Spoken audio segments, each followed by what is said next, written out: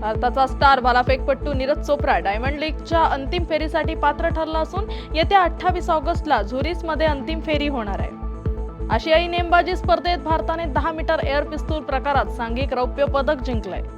ग्रामीण भागातील मुलांना नेमबाजीतून आंतरराष्ट्रीय स्तरावर कौशल्य दाखवण्याची संधी देणाऱ्या नगरच्या त्रिमूर्ती अकादमीने आंतरराष्ट्रीय स्पर्धेसह राष्ट्रीय स्पर्धांमध्ये 200हून अधिक पदके मिळवली आहेत.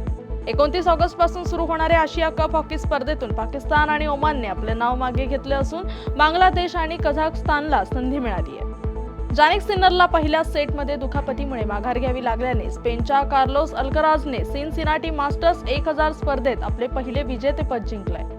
माजी राष्ट्रीय जलतरण विजेती बुला चौधरी यांच्या हुगळी येथील घरातून 120 गोल्ड मेडल चोरीला गेल्याने खळबळ उडाली आहे.